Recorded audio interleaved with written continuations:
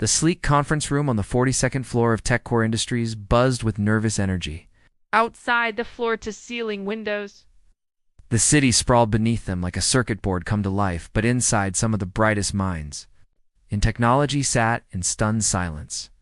Professor Marcus Webb adjusted his expensive glasses and stared at the wall of monitors displaying endless streams of error codes. At 55, he had built his reputation on solving the impossible. His MIT credentials spoke for themselves: 3 decades of groundbreaking research, countless awards, and a bank account that reflected his genius. Today, however, his reputation hung by a thread. "Run the penetration test again," he commanded, his voice tight with frustration. The younger members of his team exchanged worried glances. They had been at this for 72 hours straight, and exhaustion was beginning too. SHOW, Dr. Alina Vasquez, the company's lead AI researcher, emerged from behind a bank of servers. Her usually pristine lab coat was wrinkled, and her dark hair had escaped its professional bun. "Marcus, we've tried everything. The quantum encryption algorithm is solid. The neural network security protocols are functioning perfectly. Yet somehow, the system is still vulnerable." The problem was simple to explain, but impossible to solve. TechCore's revolutionary new financial security system, designed to protect billions of dollars in digital transactions, had a fatal flaw. During routine testing, their own security team had discovered that the system could be breached in under 6 minutes. The method of breach remained a complete mystery. 6 minutes, muttered James Bradford, the company's chief technology officer, as he paced behind the long mahogany table. 6 minutes to crack a system that took us 3 years and $50 million to develop. Professor Webb pulled up the diagnostic reports for the 100th time. The numbers mocked him. Yes. Every algorithm was perfect. Every security layer was impenetrable. Every protocol followed industry standards to the letter, yet the system failed every single test. "Sir," interrupted Monica Park, one of the junior programmers, "what if we're approaching this wrong? What if the vulnerability isn't in the code itself, but in how the components interact?" Dr. Vasquez shook her head. "We've analyzed every possible interaction. The system architecture is flawless. We've even brought in consultants from Stanford, Carnegie Mellon, Caltech. Everyone agrees the design is theoretically unbreachable." The irony wasn't lost on anyone in the room. They had created the most sophisticated security system in history, only to watch it crumble under basic testing. The media had already gotten wind of the story. Headlines screamed about the billion-dollar bug and when genius fails. Bradford stopped pacing and turned to face the group. "Ladies and gentlemen, we have 48 hours before the board meeting. If we can't solve this, TechCore will lose the federal contract. That's not just money, that's our reputation, our future, and about 2,000 jobs." The weight of his words settled over the room like a heavy blanket. These weren't just brilliant minds, or people with families, mortgages, and dreams. The failure of this project would ripple through countless lives. Professor Webb stood up slowly, his joints protesting after hours of hunching over computers. "There has to be something we're missing, something obvious that we're too close to see." Dr. Vasquez nodded grimly. "We need fresh eyes, someone who hasn't been staring at this code for weeks." "Who?" Bradford asked. "We've already consulted with every major university and tech company on the coast. Nobody's been able to even identify the vulnerability, let alone fix it." The room fell silent again.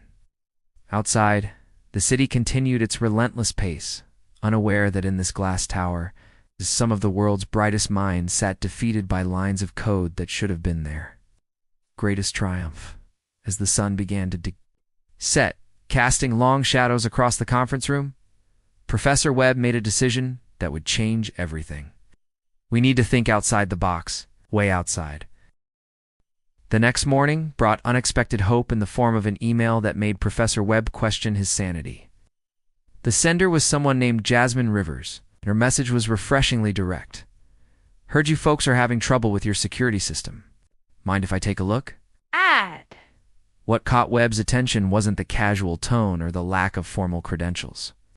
It was the attachment, a detailed analysis of their system's public specifications that revealed insights. none of his team had considered. Who is this woman? Dr. Vasquez asked, reading over Webb's shoulder. Webb had done his research. Jasmine Rivers, 28 years old, high school dropout, no college degree. She had learned programming by watching YouTube videos and reading forums. Her only formal training was a 6-month coding boot camp she had completed 3 years ago. Currently, she worked as a freelance programmer, mostly building websites for small businesses. "You can't be serious," Bradford said when Webb proposed bringing her in. "We're facing a $50 million crisis, and you want to consult with someone who learned coding from internet videos." "Look at her analysis," Webb insisted, spreading printouts across the conference table. She identified 3 potential weak points that our entire team missed. And she did it just from reading our public documentation. Diana Foster, the head of the security team, studied the papers with growing interest. As a former military intelligence officer, she had learned to value results over credentials. Her approach is completely unconventional, but her logic is sound. She's thinking like an attacker, not a defender. Debate continued for an hour. Half the team argued that bringing in an amateur would be professional suicide. The other half pointed out that conventional thinking had gotten them nowhere. Finally, Bradford made the call. 47 hours until the board meeting. Bring her in. Jasmine arrived that afternoon in a beat-up Honda Civic that looked out of place in the company's executive parking garage. She emerged wearing faded jeans, worn sneakers, and a simple black t-shirt. Her curly brown hair was pulled back in a messy ponytail, and she carried her laptop in a backpack that had seen better days. The contrast with the suited executives waiting in the lobby was stark. Several employees stopped to stare as she walked through the marble-floored entrance, clearly wondering if she was lost. "Ms. Rivers." Professor Webb extended his hand. "Thank you for coming." Jasmine's handshake was firm and confident. "Just Jasmine, and thanks for taking a chance on me." As they rode the elevator to the 42nd floor, Webb couldn't help but notice how calm she seemed. While his team was running on caffeine and panic, this young woman appeared genuinely excited about the challenge ahead. "So," she said, studying the directory on the elevator wall, "you guys really built a quantum neural hybrid system? That's either brilliant or completely insane." Dr. Vasquez, who had been skeptical about the whole arrangement, found herself smiling. Most days, we're not sure which. The tour of the lab revealed just how different Jasmine's background was. While the others discussed complex algorithms and theoretical frameworks, she asked practical questions. How long did the system take to boot up? What happened when it ran out of memory? Had they tested it on a slow internet connection? "These are basic questions," whispered Monica Park to one of her colleagues. "Maybe that's the point," Diana Foster replied quietly. "We've been thinking like PhDs. She's thinking like a user." As the afternoon wore on, Jasmine's presence began to change the dynamic in the room. Her questions forced the team to explain their assumptions. Her suggestions, while unconventional, opened new avenues of thinking. "Okay," she said finally, settling into a chair with her laptop open. "Show me where this thing breaks." "Professor." Webb pulled up the testing interface. Within minutes, the system was breached. The familiar error messages cascaded across the screen, each one a reminder of their failure. But Jasmine wasn't looking at the error messages. She was watching something else entirely. "Interesting," she murmured, her fingers flying over the keyboard. "Can you run that again? But this time, show me the system resource usage." The second test revealed something nobody had noticed before. During the breach, the system's memory usage spiked in an unusual pattern. It was subtle, easy to miss, unless you knew what to look for. "There," Jasmine pointed at the screen. "See that little bump right before the security fails? It's not supposed to happen." The room fell silent as everyone stared at the graph. How had they missed something so obvious? While the MIT-trained experts had been focused on the elegance of their code, Jasmine approached the problem like a street-smart detective. She didn't care about theoretical perfection. She cared about what actually worked. "Mind if I dig around?" "In your system?" she asked, already pulling up diagnostic tools that Webb had never seen before. Tommy Chen, junior programmer fresh out of Stanford, watched in fascination as Jasmine navigated through the system using command line interfaces. That looked like something from the 1990s. "Why aren't you using the graphical debugging tools?" "'Cause they're slow," Jasmine replied without looking up. "They hide things. Sometimes the old ways are better."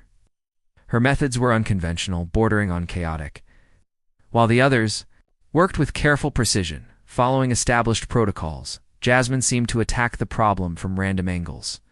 She would spend 20 minutes investigating what appeared to be a dead end, then suddenly pivot to something completely different. "This is madness," Dr. Vasquez whispered to Professor Webb. "She's jumping around like she's playing a video game."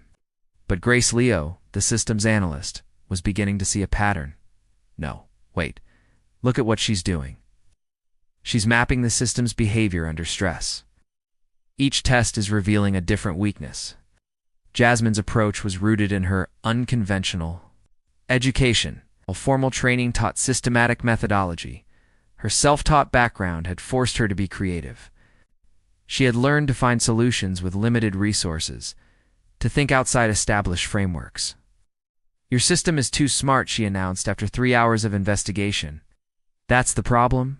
The room erupted in confused voices. "How could intelligence be a weakness?" Look, Jasmine turned her laptop around so everyone could see.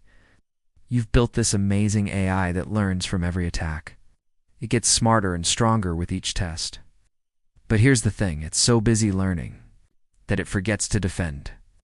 She had identified something the experts had missed.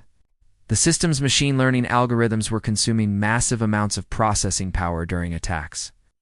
While the AI was analyzing and adapting, it was leaving other defenses vulnerable. It's like having a guard who's so focused on studying the enemy that he forgets to watch the door. She explained in simple terms that everyone could understand. Tommy Chen pulled up the relevant code sections. But the resource allocation protocols should prevent that. The AI shouldn't be able to monopolize the system's attention. "A should and does are different things," Jasmine replied with a grin. "Your protocols work perfectly in theory, but in practice, there's a tiny timing window where the AI can grab extra resources. An attacker who knows about this window can exploit it." The breakthrough was elegant in its simplicity. While the team had been searching for complex vulnerabilities, the real weakness was in the system's fundamental design philosophy. They had created an AI so advanced that it had become its own worst enemy. "How did you see this?" Professor Webb asked, genuine admiration in his voice. "'Cause I'm not smart enough to overthink it," Jasmine laughed. "You guys see an elegant machine learning algorithm? I see a resource hog that needs to be managed better."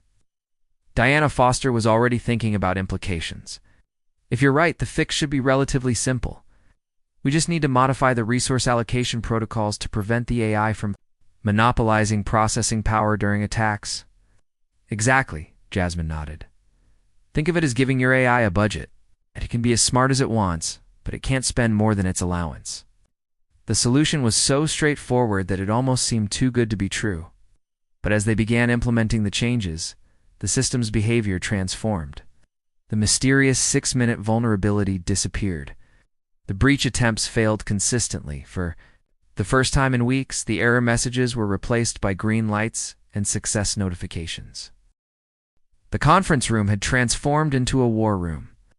Whiteboards covered every wall, filled with diagrams that represented weeks of failed attempts. But now, for the first time, hope filled the air like electricity. "Run the full penetration test," Professor Webb commanded, his voice tight with anticipation. The entire team gathered around the main display, watching as their automated security testing protocol launched its most aggressive attack sequence. Jasmine sat quietly in the corner, her laptop balanced on her knees. Unlike the others, she didn't watch the main screen. Instead, she monitored the system's internal processes, tracking resource usage and timing patterns like a conductor following a complex symphony. "First attack vector repelled," announced Grace Liu from her workstation. Moving to Phase 2. The minutes ticked by with agonizing slowness. Previously, the system would have been compromised within 6 minutes. Now they were approaching the 10-minute mark with all defenses holding strong. Phase 3 complete. "All attacks neutralized," Grace reported, her voice filled with disbelief. The room erupted in cheers, but Jasmine held up a hand for silence. "Not yet," Run the stress test. Dr. Vasquez initiated the final protocol, a simulated attack that would push the system to its absolute limits. This wasn't just about repelling standard intrusion attempts. It was about maintaining security under extreme conditions. The display showed attack patterns that would have overwhelmed any previous system. Millions of simultaneous connection attempts, sophisticated AI-driven penetration tools, and coordinated strikes that mimicked real-world cyber warfare. Resource usage is stable, Jasmine reported, her eyes glued to her screen.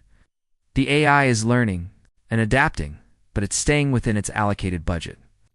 Defense protocols are responding appropriately. 20 minutes? 30? An hour? The attacks continued, but the system held firm. Professor Webb sank into his chair, the weight of weeks of failure finally lifting from his shoulders. It's working. It's actually working. But Jasmine wasn't celebrating yet. She had noticed something in the data patterns that bothered her. Webb, can you run one more test? I want to try something. What kind of test? The kind that a real attacker would use. Not these textbook approaches, but something dirty and creative. She pulled up a program she had written during her freelance work. A penetration testing tool that used unconventional attack vectors. It was the kind of software that made security professionals nervous because it thought like a criminal instead of a computer scientist. Are you sure about this? Bradford asked nervously. If you break the system now, ... Trust me, Jasmine said simply. Her attack was unlike anything the system had faced. Instead of direct assault, she used misdirection. Instead of brute force, she employed social engineering principles adapted for automated systems. She made the system think it was being attacked from one direction while actually probing from another. The defense protocols responded exactly as designed. The system's learning algorithms were analyzing her unconventional approach, trying to understand and counter it. But because her methods were so far outside normal parameters, the AI was struggling to categorize the threat. Resource spike detected, Grace called out. The AI is working overtime to understand the attack pattern. This was the moment of truth. If Jasmine's fix was truly effective, the system would maintain its defenses even while the AI struggled with the unknown. If not, they would watch their solution crumble under a truly creative attack. The seconds stretched into eternity. Then, suddenly, the system stabilized. The AI had reached its resource limit and automatically scaled back its analysis to maintain essential defenses. Attack repelled, Grace announced, her voice filled with awe. All security protocols maintained. Time, the celebration was real. The brilliant minds who had spent weeks in failure had finally achieved success. Thanks to the insights of a woman who had learned programming from YouTube videos. But even as champagne was being opened, Jasmine was already thinking about the next challenge. Because in the world of cybersecurity, solving one problem usually revealed 10 more. The boardroom on the 43rd floor had seen many presentations, but nothing quite like this. TechCore's board of directors, along with representatives from the federal government and major media outlets, gathered to witness either the company's salvation or its final humiliation. Bradford stood at the head of the polished conference table, his presentation remote, trembling slightly in his hand. Behind him, multiple screens displayed the system's performance metrics, numbers that would determine the fate of thousands of employees and billions of dollars in contracts. Ladies and gentlemen, he began, I'm pleased to report that the system has been successfully debugged and is now performing beyond all expectations. The federal procurement officer, a stern woman named Colonel Patricia Hayes, leaned forward. Mr. Bradford, our intelligence indicates that your system was compromised repeatedly during testing. What exactly has changed? Professor Webb stood. To answer, the solution came from an unexpected source. We discovered that our AI's learning algorithms were inadvertently creating windows of vulnerability. By implementing resource management protocols, we've eliminated this weakness while maintaining the system's adaptive capabilities.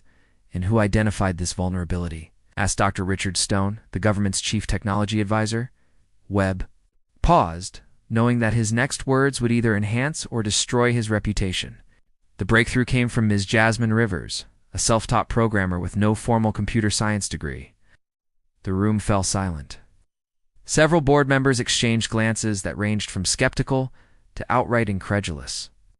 "Are you telling us," Colonel Hayes said slowly, "that someone without proper credentials succeeded where MIT professors failed?" Before Webb could respond, Jasmine herself stepped forward. She had traded her usual jeans for a simple black dress, but her confidence remained unchanged. "With respect, Colonel, I'd like to demonstrate why credentials aren't everything." She moved to the presentation console and pulled up a live feed of the security system. "Your traditional approach assumes that attackers will follow logical patterns.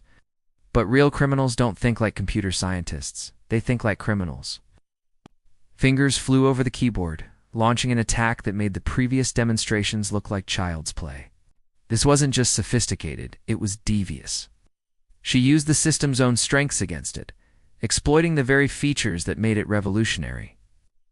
"What you're seeing," she explained as the attack progressed, "is how someone with a criminal mindset would approach your system.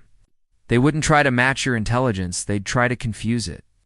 The display showed the system's AI struggling to categorize the attack. Resources spiked as the learning algorithms worked overtime to understand the unconventional approach. But thanks to Jasmine's modifications, the essential defenses remained intact. "Attack repelled," she announced as the screens returned to normal. The system held because it now knows when to stop thinking and start defending. Dr. Stone was the first to break the stunned silence. "Remarkable. You've essentially taught the AI to recognize its own limitations." "Exactly," Jasmine replied. "Sometimes the smartest thing you can do is admit you're not smart enough to solve every problem." The federal contract was approved that afternoon. TechCore's stock price soared. The media coverage was unprecedented. Headlines proclaimed the dropout who saved Silicon Valley and when street smarts beat book smarts. But the real revelation came during the press conference that followed.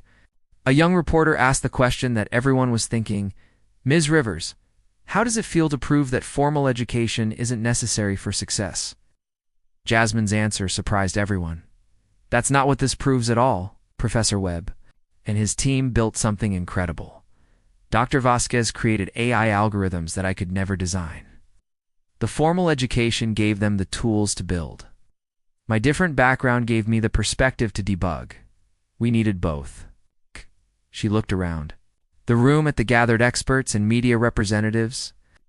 The real lesson here isn't that one approach is better than another. It's that diversity of thinking makes us all stronger. When everyone in the room has the same background, you get the same blind spots. Professor Webb nodded in agreement.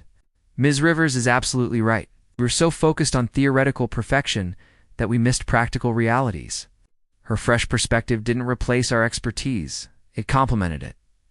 The story became a case study in business schools and tech companies worldwide. Not as a tale of formal education's failure, but as proof that innovation requires diverse perspectives. TechCore implemented new hiring practices that valued problem-solving ability over credentials. Other companies followed suit. Jasmine's life changed dramatically, but she remained grounded. She used her newfound fame to advocate for alternative education paths and to mentor young programmers who felt excluded from traditional tech culture. Years later, when asked about her success, she would smile and say, "I didn't solve what the experts couldn't. I solved what the experts didn't think to look for. There's a difference." The system she helped fix became the gold standard for cybersecurity, protecting billions of dollars in digital transactions. But perhaps more importantly, her story changed how the tech industry thought about talent, proving that sometimes the most valuable insights come from the most unexpected places. In the end, the woman with no degree hadn't just fixed a computer system, she had fixed an entire industry's perspective on what expertise really means.